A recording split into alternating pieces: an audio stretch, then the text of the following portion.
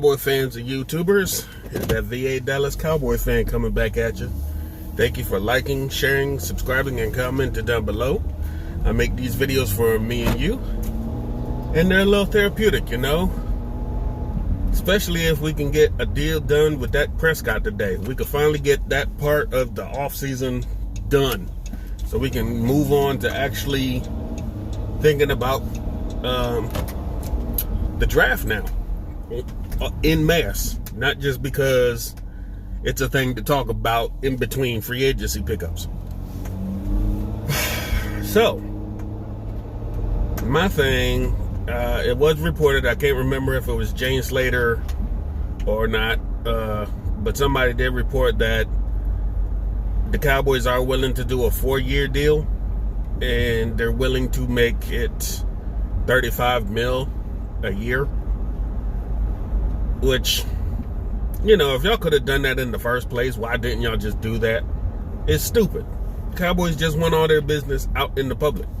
They want the fans and the media to get mad at these players instead of them for dragging their feet for a damn year and a half. But they want us to go after Dak, which a lot of you fans have done. I don't know why. No other quarterback in the league is getting this vitriol rage from just trying to get his pay. Nobody said Goff and Wentz weren't worth it. So why is Dak the only one getting criticized for it? Huh? I don't understand. Statistics and the eyeball test alone say he's good. Everybody says, well, if it wasn't for Zeke Elliott, he wouldn't have done anything. Okay, well, Jared Goff didn't do jack until he was basically using Cooper Kupp, I think that's the boy's name, and running Todd Gurley into the ground. They made one Super Bowl run, and that was it. So why should Goff get a pass? He didn't do anything, as you've seen, without Gurley or Kupp doing all-world, all-pro stuff. He ain't worth it. He ain't worth a damn. He's just as good as we thought he was when Jeff Fisher was running the Rams. So people can get out of here with that whole it's just because of Zeke Elliott trope. But other guys got paid, even though it could be their defense that led them to wins instead of their offense. So the whole basis of just hating on Dak just because basically is just no point to even argue. People say, oh, he throws interceptions. Jameis Winston throws interceptions. Where's your point? Oh, he takes so many sacks. Roethlisberger, Watson, those guys took sacks like, what, 3 or 4 a game? In their careers? Like, whole seasons they've led the league in sacks? So, I don't want to hear that. But anyway, you know, people, before I get off on a rant of why people seem to hate Dak for no reason whatsoever, everybody says, well, why didn't he take the 33 a year and $105 million guaranteed? Tell you what, if the Cowboys came back at him with that before Russ got paid, Wentz and Goff, I bet you he'd have took it for 5 years and everything. But no, Cowboys fucked around and just sat back and said, you know what, we're just gonna let this drag on. He'll sign, no problems. We got no issues here, nothing to see here. Oh, he's not going to sign? Let's put our business out on the street, make him look like the bad guy. No, you can't throw figures out there after the fact that are not just worse than the guys that he came into the draft class with, and he's played better than them, and then say, why didn't he take it? Come on. If y'all to throw those numbers out in the first place, he probably would have. But we don't know. All we know is y'all fucked around, got lazy, just like you've been doing this season. And you wonder why, oh man, why won't he take the deal we gave him? Because if y'all sat around, and I know one report says that they just wanted to shore up as much in free agency first with the money they had, and then circle back and work on Dak, that's fine. You know, it's a smart plan. You know, go ahead and get his numbers off the book now. because you're going to get a lot of that money back if you do strike a deal. So, then you got the whole, y'all want 5 years of his deal, and he wants 4 because he knows he wants to cut into that TV money y'all about to make. The boy's smart, basically. He knows his worth, and he knows that if you guys are about to get paid, why can't I get paid? Why I got to be linked to Goff and Wentz for the rest of my career? No, I want to go out on my own merits. And that's what he wants to do. He doesn't want to be going on 5-year deal, coming back again at the same time as Wentz and Goff, and get compared to those guys again, because you see how bad it is this time. I'd sit back. It's strategy, basically. He knows what he's doing. He's tired of getting compared to these other guys. He says all the right things in public, but you know it's eating at him. Because, no other quarterback has had this problem in all these years. Nobody sat back and compared quarterbacks this hard that came out in the same draft, especially if they were successful. Because nobody's comparing Winston and Mariota, and then both can't carry a team. I mean, Mariota got a new job. He's a backup, but he got a job. You don't see nobody hammering the door down on Winston. So, and don't even start with the Andrew Luck RG3 thing. Oh my God. There is no comparison in how that ended up. But you see, it's just pointless to try and sit there and continuously try to compare quarterbacks. They're not the same people. They're not the same athletic types. It's just not a fair comparison. They're not the same teams. Your team could be solely based on the run like we were. And you wonder why Dak's not getting the numbers. Because it's a run-first team. So he's not going to get numbers. If he doesn't have a defense and they fail to make a stop and we lose a game, they're going to blame Dak. Oh, he couldn't have done more. Well, if he led to a score and then the defense let him down, that's not his fault. Why blame him for all the losses, but then when we win, they give it all to the offensive line or the running back? That's not how it works. It's still a team sport, no matter how people want to slice it. And as a team, everybody else has gotten paid but the quarterback. So, that's a done deal. Just pay the man. Just pay the man. Why are we even still sitting back arguing day to day about it? It's probably because there's nothing else to talk about, especially on ESPN and stuff like that. If they didn't have the Tom Brady thing last week, they'd have nothing to talk about. I mean, if they strike a deal with Dak right now, that'll be the only thing they'll talk about for the next week. You're going to hear people compare, contrast, say he's worth it, say he's not worth it. What is his numbers? What aren't his numbers? What they see he can do, what he can't do, what he did at the combine, what he don't do at the combine. Go all the way back to his college days. They're just going to overanalyze the crap out of it, no matter what. And you're going to be like, well, why is he the only one getting scrutinized this way? I guess that's just what it takes when you're the quarterback of the Dallas Cowboys. You got to go through all the BS that happens as being the face of that franchise. Unfortunately, they didn't think that this brother was going to be smarter than them and thought, oh yeah, I love being the quarterback. I'll take this deal and not get paid as much as the guys I've beaten. No, doesn't work that way. Sometimes you're just going to run into a guy who's not worried about a brand, not worried about being on TV all the time. He wants to get fairly compensated like everybody else does. And he has to.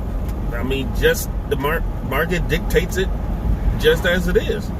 And plus, when his deal gets done, we're not going to be overanalyzing it after Mahomes and Watson get their deals, and next year Lamar Jackson. People are going to throw money at them and nobody's going to bat an eye. The salary cap is going to go up. tax money is going to be basically a deal. So I don't know why they just don't pull the trigger and do it. Nobody's talking about Romo's $100 million at the time. He was the highest paid quarterback at one point. And nobody batted an eye. You know, salary cap comes, it keeps growing. Nobody was arguing about it. So it just makes no sense why the next quarterback comes along, y'all want to argue about the same thing. I don't know. I just hope a deal gets done so we can just get it over with, see how much money we got left, and start thinking about the draft and after draft free agency. Because with the players that we have shored up, the draft is going to be crazy. It's going to be wild. I mean, Cleveland bungled it up a couple years ago by taking Baker Mayfield number 1 when they should have went ahead and got Barkley. Because they could have got Baker at number 4. I don't know why the hell they had to take him number 1 like he wasn't going to be there. But you never know, because the consensus is Cincinnati's going to take Joe Burrow number 1. Okay, I agree. Yeah. And at number 2, we just don't know what the Redskins are going to do. You'd say they're going to take Chase Young, shore up that defensive line, because heck, they got no secondary right now. They gave away everybody, released them all, or traded them away. But you got the talks that a lot of people are changing their mock drafts to say that the Redskins will take Tua. I don't know why. They don't need Tua. Not currently. But the same crap y'all say about Dak, y'all say about Dwayne. That he's just not got the confidence of the organization or the coaches in his corner. So you might as well start moving on. Unfortunately, with everything going on, you don't know what Tua's condition is. I mean, you can go out here and say, yeah, I'm running and practicing and doing all this crap out on your own. But in real-time situations, I don't want you to go out here and break your hip on the first touch. You know? So, who knows? After that, you got plenty of teams that probably take these wide receivers. You're going to have some more quarterbacks probably go off the board, probably 1 or 2 more. After that, it's a free-for-all. I know 49ers YouTuber that commented on my page. He made a video, and he doesn't think that Javon Kinlaw will be there for them at 13. Now, I think, sure, they got a chance to go get him, a better chance than we do. But now that we got McCoy and basic principle deal with Poe, I don't think we're going to reach for Kinlaw now. Now and with Clinton Dix, who knows if we're going to go after a safety. It might be actually pointing towards C.J. Henderson. Or, what's the other brother? Fulton, I do believe his name is, the corners. So who knows? And with McCarthy, it's a whole new regime. We don't know where their heads are at. So it's kind of exciting and scary at the same time. You just hope that whenever this thing passes, everything will be all right for the football world. But on to my next subject, last subject today. Make this quick.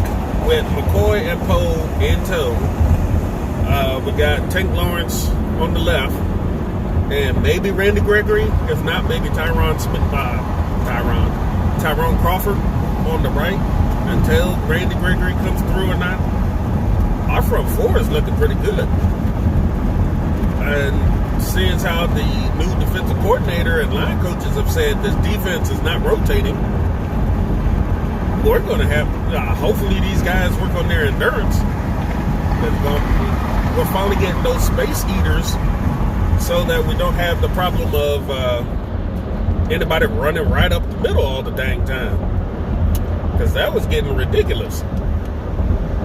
how you're always stunting and your guys are going that way, and all you got to do is push their like butts to the side and they're out of the play. And you're hoping that the linebackers always save your butt. It doesn't always work. I saw that our average weight of our defensive line went from a 287 to like 302 with McCoy and Poe on board. I like it. Beef. Let's get them big boys up there to clog up that middle. So they have no choice but to try to run outside. And when you run outside, somebody's going to get you. So I like it. I hope it works out. There's a lot of changes. So we'll have to see what happens when and if they take the field to see how all this is going to mesh. But like I said, it's exciting and it's scary at the same time because we just don't know with Mike McCarthy and the new staff. But anything is probably better than what Jason Garrett gave you for 10 years. All right, everybody. Almost at work. I hope you guys are staying safe. Keeping yourselves busy. Keeping your mind off the world and its troubles. Enjoying your time with your families. Enjoying time with yourself. It's time for self-reflection. Y'all take care. Keep washing them hands. It's the best we can do until somebody finds out how this stuff is spread. Y'all take care. And if anything happens, we'll get it to you. On behalf of myself, Des Plays, my baby boy DJ, and the wife, thank you all for getting us to 75 subscribers. I thank each and every one of you. I love talking to y'all and hearing y'all opinions. Henry Hill, we went back and forth yesterday about Dak and everything. I like your opinion. I like hearing it. I understand your frustration. I'm with you on that. And like you said, if the team's just not interested in what he brings to the table, then stop jerking the fans around and stop jerking him around. Just pull the trigger and do what y'all got to do. If you're not going to hold on to him, then don't hold on to him. Simple as that. There's plenty of quarterbacks in this draft. You can do something. But I'm going to get out of here, y'all. Y'all take care. Stay safe. Peace.